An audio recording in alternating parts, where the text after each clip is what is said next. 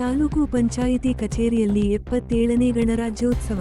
ಕೋಲಾರ ನಗರದ ಹಳೆ ಡಿಸಿ ಕಚೇರಿ ಬಳಿ ಇರುವ ತಾಲೂಕು ಪಂಚಾಯಿತಿ ಕಚೇರಿಯಲ್ಲಿ ಸೋಮವಾರದಂದು ಬೆಳಿಗ್ಗೆ ಭಾರತದ ಸ್ವಾತಂತ್ರ್ಯ ಹೋರಾಟಗಾರ ಮತ್ತು ಸಂವಿಧಾನ ಶಿಲ್ಪಿ ಡಾಕ್ಟರ್ ಬಿ.ಆರ್. ಅಂಬೇಡ್ಕರ್ ಅವರ ಭಾವಚಿತ್ರಕ್ಕೆ ಪುಷ್ಪ ಮಾಲಾರ್ಪಣೆ ಮಾಡಿ ಸಿಹಿ ಹಂಚುವ ಮುಖಾಂತರ 77ನೇ ಗಣರಾಜ್ಯೋತ್ಸವ ಕಾರ್ಯಕ್ರಮ ಆಚರಣೆ ಮಾಡಿದರು.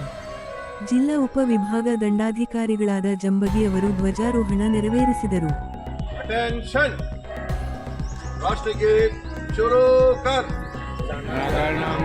गणमनाधिनायक जय हे भारत भाग्य विधाता, पंजाब सिंधु गुजरात मराठा द्राविड उच्चल गंगा, विंध्य हिमाचल यमुना गंगा उच्चल जलसि तरंगा, तव शुभ नामे जाहे तव शुभ आशीष समाहे, गाहे तव जय गाथा, जनगण मन मंगलदायक जय हे भारत भाग्य विधाता, जय हे जय हे जय हे जय जय जय जय हे ಭಾರತ ಮಾತಾ ಕೆ जय.